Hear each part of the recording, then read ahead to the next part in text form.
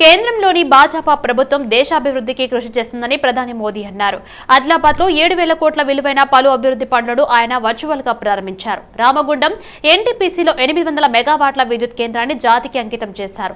దీంతో పాటు రైల్వే అభివృద్ధి పనులను ప్రారంభించారు. ఈ కార్యక్రమంలో ప్రధాని మోదీతో పాటు గవర్నర్ తమిళిసై, కేంద్ర మంత్రి కిషన్ రెడ్డి, ముఖ్యమంత్రి రేవంత్ రెడ్డి తదితరులు పాల్గొన్నారు. దేశంలోని అనేక రాష్ట్రాలు అభివృద్ధిలో దూసుకెళ్తున్నాయి. తెలంగాణ ఏర్పడి 10 ఏళ్లు అయిందని ప్రధాని గుర్తు చేశారు. తెలంగాణ రాష్ట్ర అభివృద్ధికి కేంద్రం సహకరిస్తుందని ప్రధాని హామీ ఇచ్చారు. పేదలు, దళితులు, ఆదివాసీల అభివృద్ధికి కేంద్రం ప్రభుత్వం కృషి చేస్తుందని తెలిపారు. గత 10 ఏళ్లలో పేదరికం నుంచి 25 కోట్ల మంది ప్రజలు బయటపడ్డారు అని మోదీ అన్నారు. 30 से ज्यादा विकास कार्यों के लोकार्पण और शिलान्यास, इसका मुझे आज यहां अवसर मिला है। 56,000 करोड़ 56,000 करोड़ रुपीस, उससे भी ज्यादा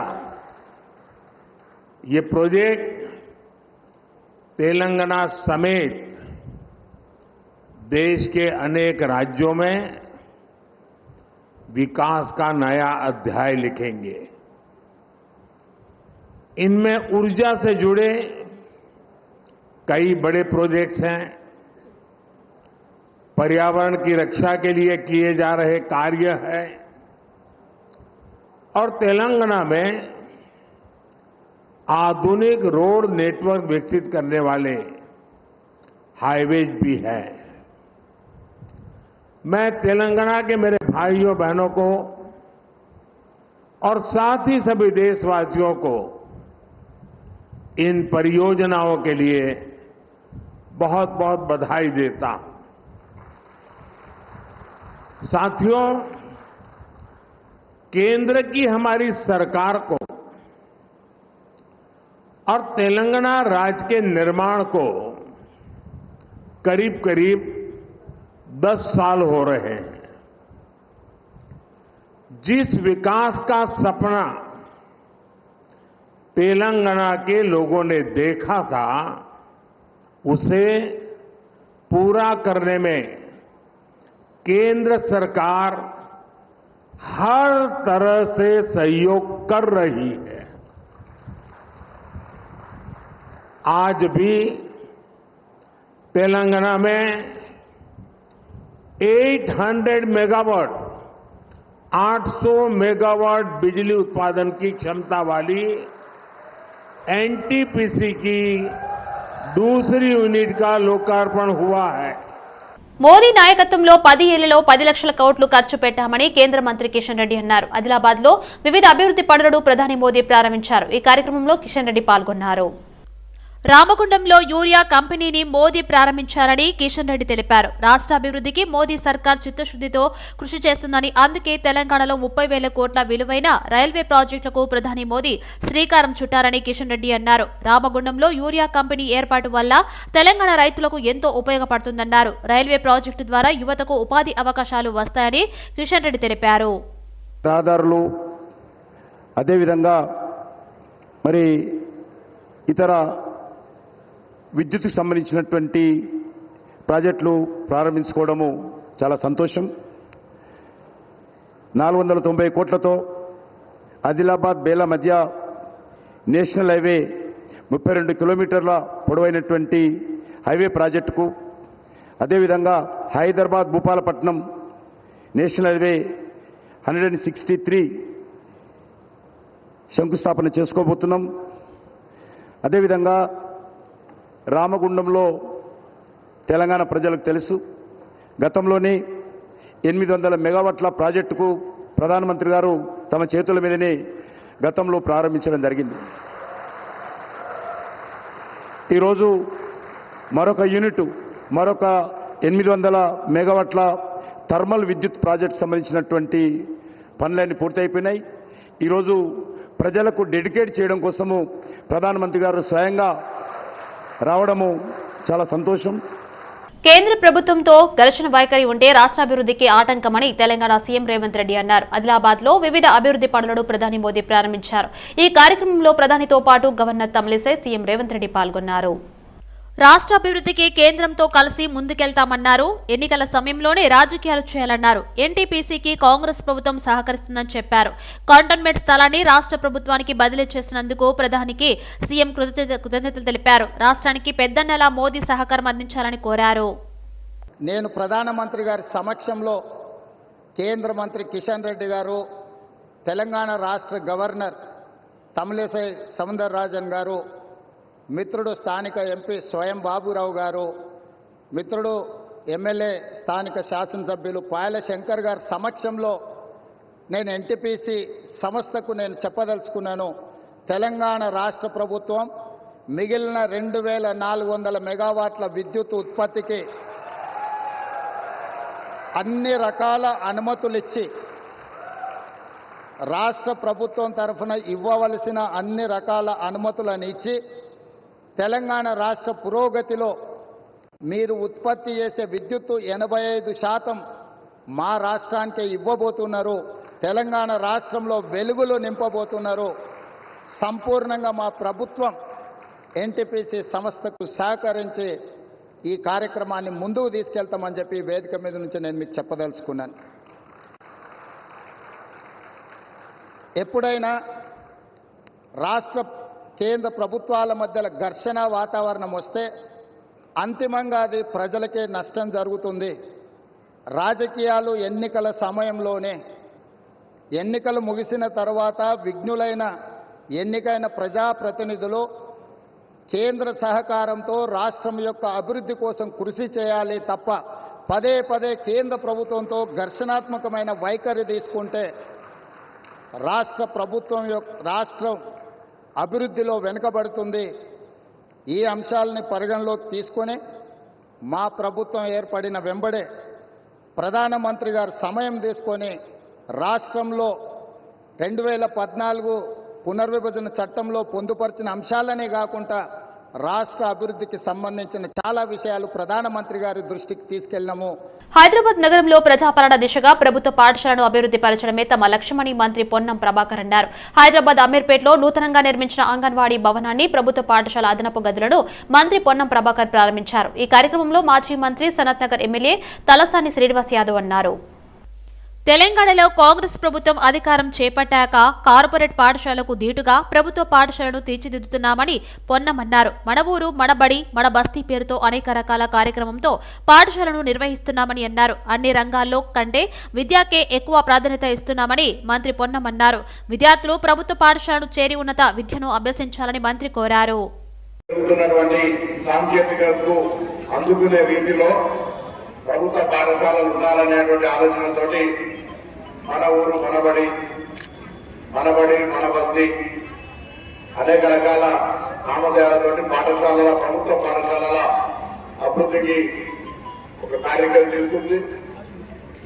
మరి తప్పకుండా నేను ఒక విద్యార్థి సంఘ నాయకుడు, నేను గౌరవ మాజీ మంత్రి గారికి అన్నగారి కార్యక్రమంలో తప్పకుండా అటుపోతుంటాడు. బ్యాక్వర్డ్ చూపించడం, స్టూడెంట్ లీడర్ను అన్ని రకాల కంటే అత్యంత ప్రాధాన్యత విద్యకు ఇచ్చేటువంటి బాధ్యత నా మీద ఉంది. నేను తప్పకుండా ప్రభుత్వంలో ఆ విధంగా కార్యక్రమం తీసుకొని పోయేటువంటి నిర్వహణ ప్రభుత్వం తెలియజేస్తానని మాట ముందు అనగా చేస్తాను. స్కూల్కు సంబంధించి government high school and primary school atmosphere ప్రశాంతంగా చదువుకునేటువంటి ఒక చెట్లు గ్రామీణ ప్రాంతాల వాతావరణంలో ఉండేటువంటి విధంగా నగరంలో నడిబొట్టులో ఉంది.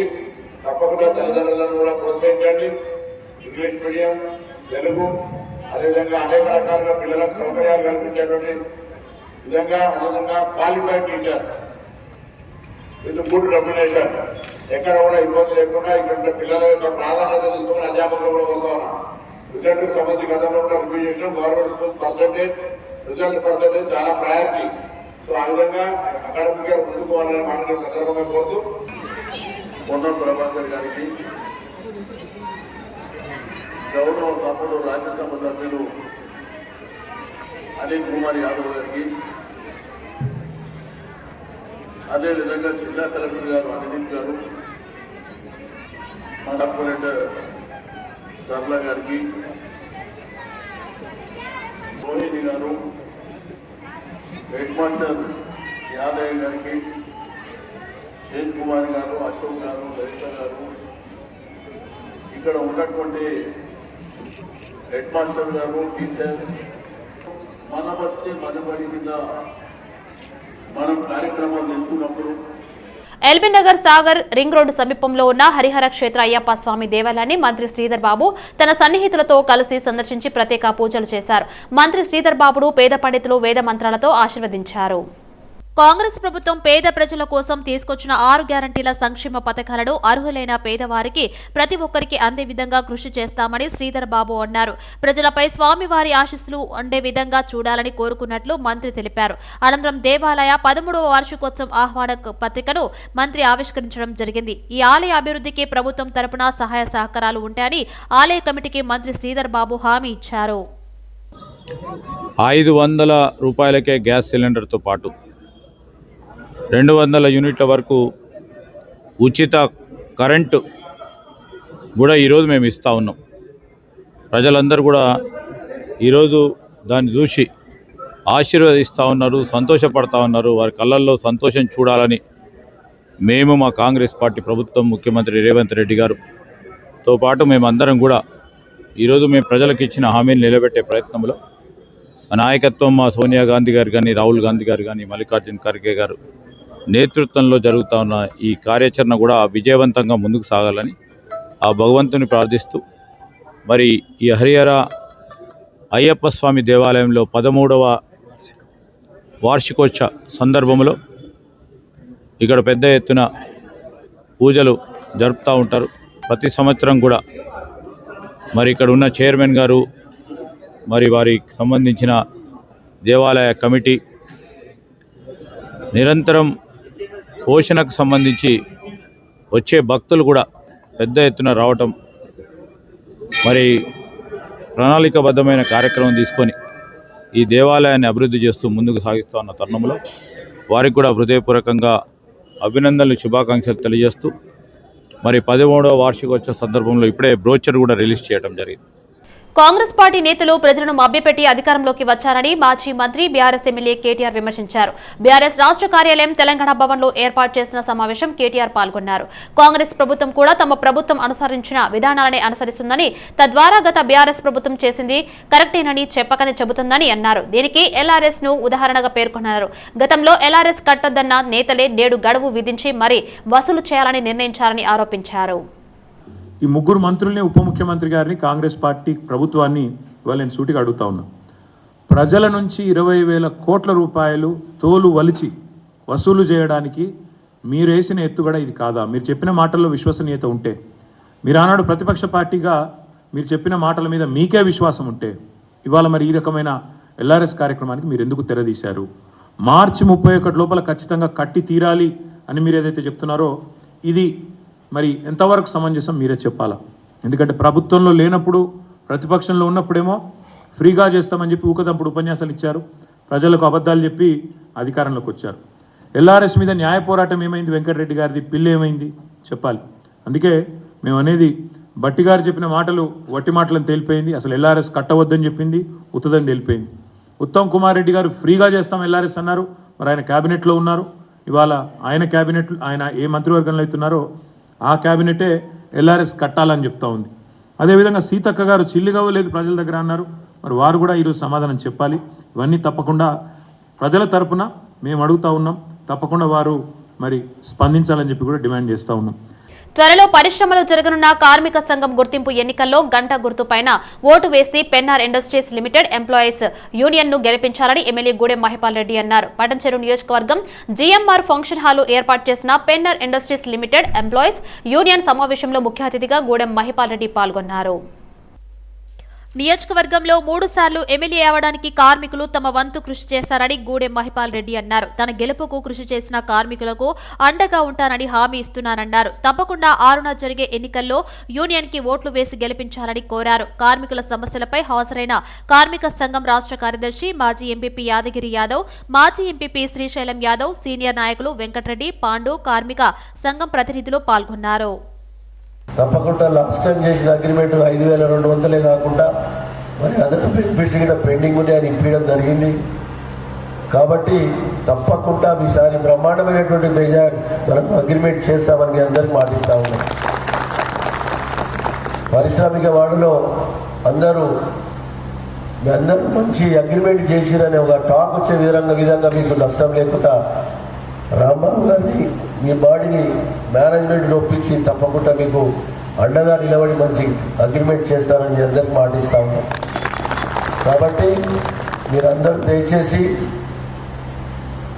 మీ తోటి వర్కర్లకు అందరికి మీరు చెప్పి 6వ తారీఖు ఎలక్షన్లో మీరు బ్రహ్మాండమైనటువంటి మెజారిటీ గంట గుర్తుపైన వహించాలని చెప్పి ఎంతో కోరుతా ఉన్నాను. ఫిబ్రవరి, మార్చ్, ఏప్రిల్లో నీళ్లు ఇవ్వాలి. అవేమీ దృష్టిలో పెట్టుకోకుండా మేడిగడ్డకు మరమ్మతులు చేయకుండా కాలయాపన చేసి రైతులకు నీళ్లు ఇస్తలేరని మాజీ ఎంపీ వినోద్ ఆరోపించారు. యాసంగి పంటకు నాట్లు వేసే సమయంలో నీళ్లు లేక ఇబ్బంది పెట్టాలనుకుంటున్నారు. తెలంగాణ రైతులు చాలా మంది పంటలు నష్టపోయారని విమర్శించారు. బీజేపీ ఎంపీలు ఎప్పుడూ రాష్ట్రం కోసం పనిచేయలేదని మండిపడ్డారు. మార్చి 31 తర్వాత పంటలు చేతికొస్తాయి. వెంటనే ఒక్క ఇంటరీస్ రిపోర్ట్ తీసుకుని మరమ్మతులు చేయాలని కోరారు. తెలంగాణ రైతులు నష్టపోకపోదు. మీరు చూడండి, ఇప్పుడు మార్చి 31 తర్వాత పంటలు చేతికొస్తాయి. ముఖ్యంగా భూముల కోసం కబ్జాలు, హత్య చేసే ఈ రోజులో తనకున్న భూమిని విరాళంగా ఇచ్చి మంచి మనసును చాటుకున్నారు. సుమారు 3 కోట్ల రూపాయలు విలువ చేసే 9.5 ఎకరాల భూమిని తండ్రి వెంకటేశ్వర్లు జ్ఞాపకార్థం ఇస్కాన్ సంస్థకు ఇస్తున్నట్లు వ్యాపారవేత్త ప్రకటించారు. నిజామాబాద్ జిల్లా నవీపేట మండలం హనుమాన్పురం గ్రామానికి చెందిన వ్యాపారవేత్త కొండపావులూరి శ్రీనివాసరావు మండలంలోని శాఖపూర్ శివార్లో తనకున్న 9.5 ఎకరాల భూమిని తండ్రి వెంకటేశ్వర్లు జ్ఞాపకార్థం ఇస్కాన్ సంస్థకు ఇస్తున్నట్లు ప్రకటించారు. శ్రీనివాసరావు దంపతులు ఆ భూమిలో ప్రత్యేక పూజలు చేసి శ్రీకృష్ణ మందిరం, వృద్ధాశ్రమం, గోశాలతో పాటు ఇతర భవనాల నిర్మాణాల కోసం స్థలాన్ని ఇచ్చినట్లు పేర్కొన్నారు. అనంతరం సొంత నిధులు ₹1,00,000 స్వగ్రామంలో ఏర్పాటు చేసిన నీటి శుద్ధి కేంద్రాన్ని ప్రారంభించడంతో నిర్వాహకులు ఆయనను ఘనంగా సన్మానించారు. కార్యక్రమంలో ఇస్కాన్ ప్రతినిధులు ఇతరులు పాల్గొన్నారు. గత బీఆర్ఎస్ ప్రభుత్వం 10 ఏళ్లుగా పెండింగ్ లో ఉన్న కంటోన్మెంట్ బోర్డు టీపీటీ నిధులను ముఖ్యమంత్రి రేవంత్ రెడ్డి విడుదల చేయడం జరిగింది. హర్షణీయమని కంటోన్మెంట్ కాంగ్రెస్ ఇన్ఛార్జ్ జీవీ వెన్నెల గద్దర్ తెలిపారు. తన విజ్ఞప్తి మేరకు పెండింగ్ లోని 48 కోట్ల 50 లక్షలు విడుదల చేయడం జరిగిందని గుర్తు చేశారు. కంటోన్మెంట్ బోర్డు తరపున సీఎంకు కృతజ్ఞతలు చెప్పారు. విడుదలైన కంటోన్మెంట్ బోర్డు టీపీటీ నిధులను బోర్డు ఎంప్లాయీస్ కు జీతాలుగా చెల్లించాలని సూచించారు. బీజేపీ ప్రభుత్వం 10 ఏళ్ల సర్వీస్ ట్యాక్స్ 800 కోట్లు ఇవ్వకుండా నిర్లక్ష్యం చేసిందని వెంటనే విడుదల చేయాలని ఆమె డిమాండ్ చేశారు. అదేవిధంగా కేంద్రం ఇచ్చిన 33 ఎకరాల భూమిని ఎలాంటి విలువ కట్టకుండా ప్రజలకు ఉచితంగా ఇవ్వాలని జీవీ వెన్నెల గద్దర్ కోరారు. అమౌంట్ రిలీజ్ చేయడం జరిగింది. గత 6 ఏళ్ల నుంచి పెండింగ్ ఉంది అండ్ మాక్సిమం పెండింగ్ 2020 నుంచి అసలు కూడా పే చేయలేదు. సో ఈ 48 crores చిల్లర అమౌంట్ గత 8 ఏళ్ల అమౌంట్ రేవంత్ అన్న గారు రిలీజ్ చేయడం జరిగింది నిన్న మధ్యాహ్నం. ఈ విషయం మనం ఖచ్చితంగా ఇమీడియట్గా రిలీజ్ చేయాలని ఇమీడియట్గా మాట్లాడుకుని నిన్న మధ్యాహ్నం రిలీజ్ చేయడం జరిగింది. తెలంగాణలో కంటోన్మెంట్ భాగమే, దాన్ని ఆల్వేస్ పక్కకు చూసి పక్కన పెట్టాల్సిన పరిస్థితి వచ్చింది. అలా కాకుండా మున్సిపాలిటీ పరంగా ఏ విధంగా చేస్తారో అట్లాగే మన కంటోన్మెంట్ బోర్డు కూడా చేయాలని రిక్వెజిషన్ పెట్టడం జరిగింది. అంటే ఇక్కడ కనెక్టివిటీ ఛార్జెస్ ఇవ్వకుండా వాటర్ని రిలీజ్ చేయాలని రిక్వెస్ట్ చేయడం జరిగింది. అది కూడా చాలా పాజిటివ్గా రేవంత్ అన్న గారు రెస్పాండ్ అయ్యారు. మల్కజ్గిరిలోని వాజ్పేయి నగర్ ఆర్యూబీకి అప్పటి మంత్రులు హరీష్ రావు, పట్నం మహేందర్ రెడ్డి 2014లో శంకుస్థాపన చేశారు. నేటికి పనులు ప్రారంభం కాకపోవడంతో ప్రజలు తీవ్ర అవస్థలు పడుతున్నారు. స్థానిక రైల్వే పట్టాలపై ఏర్పాటు చేసిన గేట్ కారణంగా నిత్యం వాహనదారులు నరకాన్ని చూస్తున్నామని వాపోతున్నారు. నేరెడ్మేట్ మల్కజ్గిరి ప్రధాన రహదారి కావడంతో నిత్యం వేల సంఖ్యలో వాహనాలు రాకపోకలు సాగిస్తూ ఉంటాయి. రోడ్డు చిన్నదిగా ఉండటంతో తరచూ ప్రమాదాలు జరుగుతున్నాయని వాహనదారులు ఆగ్రహం వ్యక్తం చేస్తున్నారు. ప్రతి 30 నిమిషాలకు గేటు వేస్తుండటంతో అవస్థలు తప్పడం లేదు అని ఆవేదన వ్యక్తం చేస్తున్నారు. ప్రభుత్వం తక్షణమే స్పందించిన ఈ సమస్యను పరిష్కరించాలని ప్రజలు కోరుకుంటున్నారు.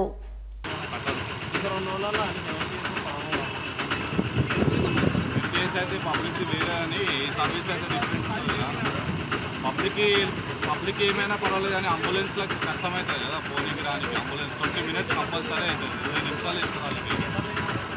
20 నిమిషాలు అంటే మామూలు మాట కాదు కదా. అంటే ఏం కోరుకుంటామని అందరు దొంగలే. నార్మల్ ఒక్కటి వేసినప్పుడే 45 minutes మాకు పట్టిందండి. మరి మేము జాబులు చేసుకోవాలా లేకపోతే ఇక్కడే ఉండాలా?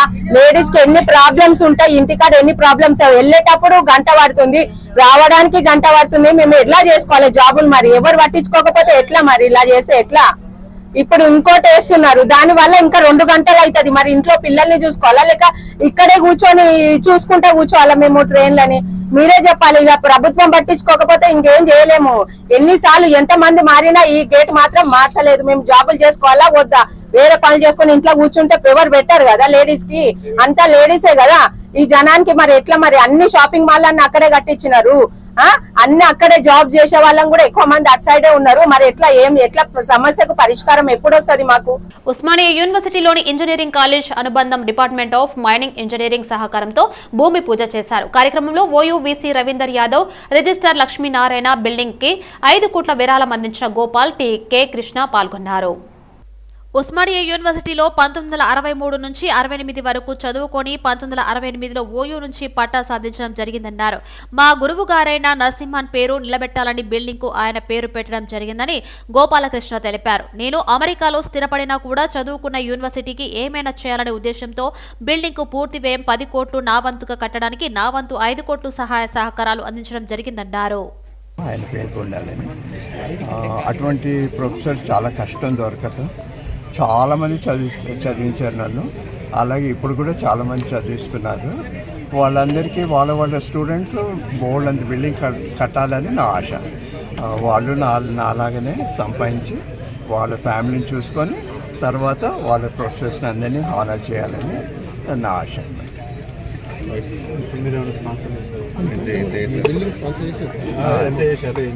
నేను 5 crores కాంట్రిబ్యూట్ చేశాను దీనికి. 10 crore ప్రాజెక్ట్. నేను యునైటెడ్ స్టేట్స్లో ఉంటాను.